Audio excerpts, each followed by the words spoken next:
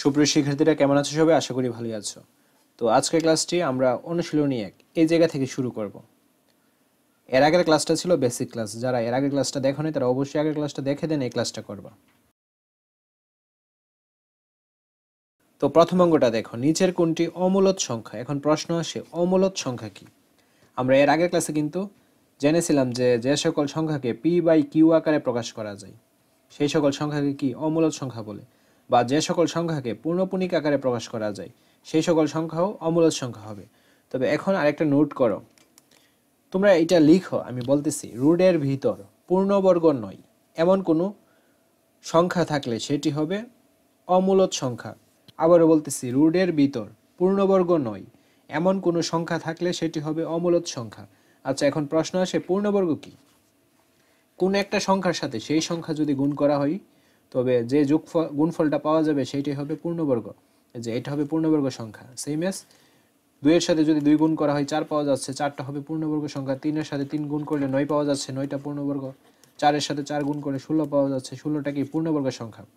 এখন আমি বলছি কি, রুটের ভিতর পূর্ণবর্গ নয় এমন কোনো সংখ্যা যদি থাকে তাহলে সেইটা হবে কি অমূলদ সংখ্যা। রুটের ভিতর 8 থাকলো, 8টা কি পূর্ণবর্গ? না, 8টা কিন্তু পূর্ণবর্গ না। যদি রুট ওভার 9 থাকে তো 9টা কিন্তু পূর্ণবর্গ, কারণ 9কে ভাঙ্গা যায়, দেখো বর্গ করা যায়, 3 3 9, 3 এর উপর স্কোয়ার। তো এই ক্ষেত্রে এই যে 3টা বা 9টা এটা কিন্তু মূলদ সংখ্যা। সেম এস রুট ওভার 2,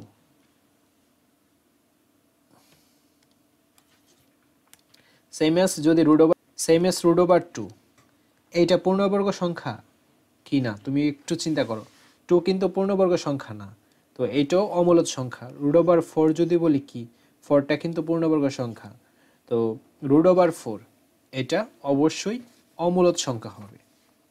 তো এখন দেখো 0.3 এর উপর পূর্ণপূর্ণিক, তো পূর্ণপূর্ণিক থাকলে আমরা কি জানি এটা মূলদ সংখ্যা, এটা অমূলদ হবে না। দেন রুট ওভার উপরে 16 নিচে 9, তো 16 কিন্তু পূর্ণবর্গ, 9টা পূর্ণবর্গ, তো এটা মূলদ সংখ্যা। তো গ নম্বরটা দেখো, এখানে কিউব রয়েছে আর রুট ওভার 8/27। আচ্ছা, এই অঙ্কটা আমরা একটু করে নিই। দেখো কিউব, উপরে 8 আর নিচে কি 27। তারপর আমরা এটা করতে পারি, দেখো 3, 8কে ভাঙতে পারি 2 এর উপর কি কিউব, আর 27কে ভাঙতে পারি 3 এর উপর কিউব। তারপর 2 এর উপর কিউব আর 3 এর উপর কিউব। আর এই যে 3 রুট ওভার সমান আমরা লিখতে পারি 1/3। এখন এই 3 কাটাকাটি, এই 3 কাটাকাটি, থাকবে কেবল উপরে 2 নিচে 3। এখন এইটা কিন্তু মূলদ সংখ্যা, ঠিক আছে? কারণ মূলদ সংখ্যা কেন? কারণ এটা হচ্ছে p/q আকারে প্রকাশ করা যাচ্ছে, অর্থাৎ এটা ভগ্নাংশ সংখ্যা। কিন্তু এটা কি মূলদ সংখ্যা? না, এটা অমূলদ সংখ্যা। কারণ এই যে রুট ওভার 3 এইটা কিন্তু তোমার পূর্ণবর্গ না। 3টা কি পূর্ণবর্গ? এই যে এখানে কি 3 আছে? না, 3টা পূর্ণবর্গ না, তো এটা অমূলদ সংখ্যা। বা তুমি যদি ক্যালকুলেটর নিয়ে এটাকে ক্যালকুলেশন করা, যেমন 5 ভাগ তারপর রুট ওভার 3 দাও, তাহলে দেখবা কোনো একটা সংখ্যা দশমিকের পর বারে বারে আসতেছে না, কি হবে? এরকম আসবে 17243, এরকম সংখ্যাগুলো আসবে। তো এই ক্ষেত্রে এটা হবে অমূলদ সংখ্যা। তো রাইট আনসার হচ্ছে ঘ। তারপর 2 নম্বর অঙ্কটা দেখো, ABCD 4টি ক্রমিক স্বাভাবিক সংখ্যা হলে নিচের কোনটি পূর্ণবর্গ সংখ্যা? তো এখানে বলছে ABCD 4টি ক্রমিক স্বাভাবিক সংখ্যা। আমরা এখানে ক্রমিক 4টি স্বাভাবিক সংখ্যা নেই, যেমন 1 নিচ্ছি, 2 নিচ্ছি, 3 নিচ্ছি, 4 নিচ্ছি। এখন এইটাই বলছে 4টি ক্রমিক স্বাভাবিক সংখ্যা হলে নিচের কোনটি পূর্ণবর্গ সংখ্যা হবে? রাইট আনসারটা হবে এইটা, গ নাম্বারটা, ABCD প্লাস 1।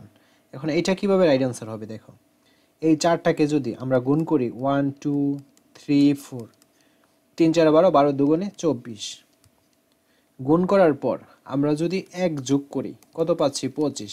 এখন এই 25 সংখ্যাটা কি পূর্ণবর্গ না? পূর্ণবর্গ, কারণ 2টা 5 গুণ করলে 25 পাওয়া যাচ্ছে।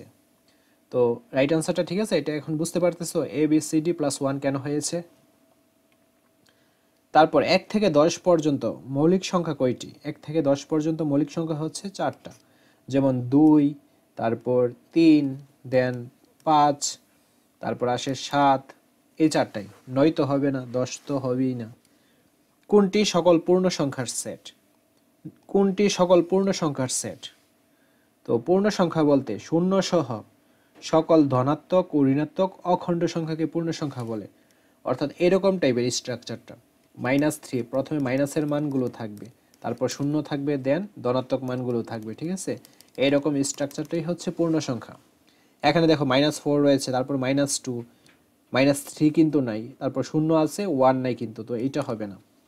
দেন এইটা দেখো -2, -1, 0, 1, 2, 3, এটা কিন্তু পূর্ণ সংখ্যা, রাইট আনসার হচ্ছে খ। আবার এইটাও পূর্ণ সংখ্যা হবে না, এইটাও কিন্তু হবে না। দেন 5-এ আসো, বাস্তব সংখ্যার ক্ষেত্রে। বাস্তব সংখ্যার ক্ষেত্রে বিজোড় সংখ্যার বর্গ একটি বিজোড় সংখ্যা। তো আমরা বিজোড় সংখ্যা নিই, বিজোড় সংখ্যা 3 নিই। এখন এই 3 এর যে বর্গ, 3 স্কোয়ার, বর্গ করলে কি পাচ্ছি? 9 পাচ্ছি। এখন এই 9টা কি? একটা বিজোড় সংখ্যা না? বিজোড় সংখ্যা। দুইটি জোড় সংখ্যার গুণফল, এর গুণিতক জোড় সংখ্যা। তো আমরা দুইটা জোড় সংখ্যা নিই, যেমন 2 এবং 4ই নিই। এই দুইটা জোড় সংখ্যার কি বলছে? গুণফল, 4 দুগুণে 8। এই গুণফলের গুণিতক জোড় সংখ্যা। এখন 8-এর গুণিতক যদি আমরা করি 16, 16টাও কি একটা জোড় সংখ্যা। 3 8 24, 24টাও কি জোড় সংখ্যা? এটাই পূর্ণবর্গ নয় এমন সংখ্যার বর্গমূল মূলদ সংখ্যা। তো আমরা জানি পূর্ণবর্গ হইলেই সেটা মূলদ সংখ্যা হবে, পূর্ণবর্গ না হইলে সেইটা মূলদ সংখ্যা হবে না। যেমন দেখো, এখন আমি যদি এখানে সংখ্যা হিসেবে 11 নিই, 11 তো আর পূর্ণবর্গ না, তো এটা কি কোনোভাবে মূলদ সংখ্যা হবে? হবে না। তো এখানে 11টাকে তারা বলছে কি 11 যদি হয় বা পূর্ণবর্গ নয়, এটা তো নয় পূর্ণবর্গ, এমন যদি হয় সংখ্যাটার বর্গমূল কি হবে? মূলদ সংখ্যা। তো এই ক্ষেত্রে কিন্তু এটা মূলদ সংখ্যা হবে না। মূলদ সংখ্যা হবে কোনগুলো? যেগুলো পূর্ণবর্গ সংখ্যা। যেমন আমরা যদি 25 ধরি, 25টা কিন্তু মূলদ সংখ্যা, কারণ এইটা পূর্ণবর্গ সংখ্যা, ঠিক আছে? আমরা কি করতে পারি? দুইটা 5 গুণ করলে কি পাচ্ছি? 25 পাচ্ছি। তো আশা করছি বুঝতে পেরেছ। তারপর 3টি ক্রমিক স্বাভাবিক সংখ্যার গুণফল সর্বদাই নিচের কোন সংখ্যা দ্বারা বিভাজ্য হবে? তো 3টা ক্রমিক স্বাভাবিক সংখ্যা আমরা নিই, 1 নেই, 2 নেই, 3 নেই, এর গুণফল বলছে। তো 3টাকে যদি গুণ করি, 3 দুগুণে 6। এখন এর গুণফল সর্বদাই নিচের কোন সংখ্যা দ্বারা বিভাজ্য হবে? 6কে কিন্তু 6 দ্বারা ভাগ করা যায়, বিভাজ্য হচ্ছে 7 দ্বারা যাবে না, 11 দ্বারা যাবে না। আচ্ছা, আমরা এটা দিয়ে দেখি, 2 3 4 দিয়ে দেখি। 3 4 12, 12 দুগুণে 24। এখন 24কে কিন্তু 6 দ্বারা ভাগ যাচ্ছে, 4 6 24, ঠিক আছে? তো রাইট আনসার হচ্ছে খ। আর 5-এর রাইট আনসার হচ্ছে ক। তারপর এ ও বি দুইটি ক্রমিক জোড় সংখ্যা হলে নিচের কোনটি বিজোড় সংখ্যা? তো আমরা দেখো এখানে এ ও বি দুইটা ক্রমিক জোড় সংখ্যা নিই। এই যে ক্রমিক বলতে এরকম 2 এর পর 4 আসবে, 4-এর পর 6, এরকম ক্রমান্বয়ে আসবে। 5 কিন্তু আসবে না, এটা আবার বিজোড় হয়ে যায়। ক্রমিক জোড় বলছে। তো এরকম দুইটা ক্রমিক জোড় সংখ্যা আমরা নেই, 2 এবং 4ই নিই। তো এ ও বি দুইটি ক্রমিক জোড় সংখ্যা হলে নিচের কোনটি বিজোড় সংখ্যা? ক্রমিক জোড় সংখ্যা বলতে কোনগুলো বুঝি? 2 4, তারপর 6 8 10, এগুলো ক্রমান্বয়ে থাকবে যে জোড় সংখ্যাগুলো। তো এর জায়গায় যদি আমরা 2 বসাই, 2 এর উপর স্কোয়ার, 2 দুগুণে 4, বিজোড় কিন্তু হচ্ছে না। তারপর এখানে দেখো, এর জায়গায় যদি 2 বসাই, 2 দুগুণে 4 আর একে কত? এই যে দেখো, এর জায়গায় 2 বসাইলে 2 এর উপর স্কোয়ার প্লাস 1, 2 দুগুণে 4 আর একে কত? 5 হচ্ছে, ঠিক আছে? তো 5টা কিন্তু বেজোড় সংখ্যা, অর্থাৎ রাইট আনসারটা হচ্ছে গ। কিন্তু ঘ কিন্তু রাইট হবে না। যদি বি এর জায়গায় 2 বসাই, 2 দুগুণে 4 আর 2 কত? 6 হবে অ্যান্সারটা। এটা তো জোড় পাচ্ছি, আমাদের অঙ্কে তো বলছে বিজোড় সংখ্যা হবে।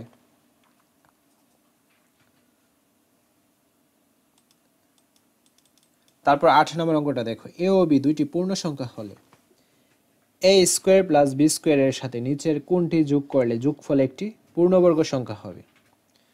আবারও বলতেছি, এ ও বি দুইটি পূর্ণ সংখ্যা হলে এ স্কোয়ার প্লাস বি স্কোয়ারের সাথে নিচের কোনটি যোগ করলে যোগফল একটি পূর্ণবর্গ সংখ্যা হবে?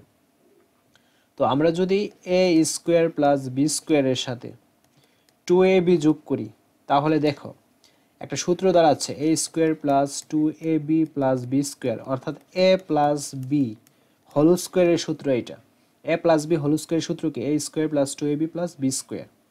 তো এই যে আমরা a plus b whole square পাচ্ছি, এটা কি একটা বর্গ না?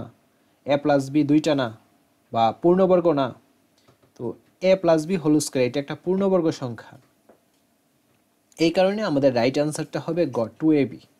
আজকের ক্লাসটি এই পর্যন্ত। পরবর্তী ক্লাসটি সবার আগে পাওয়ার জন্য অবশ্যই চ্যানেলটি সাবস্ক্রাইব করে অল নোটিফিকেশন অন করে রাখার জন্য ভিডিও ছাড়া মাত্রই সবার আগে তোমাদের কাছে পৌঁছে যায়। ধন্যবাদ সবাইকে।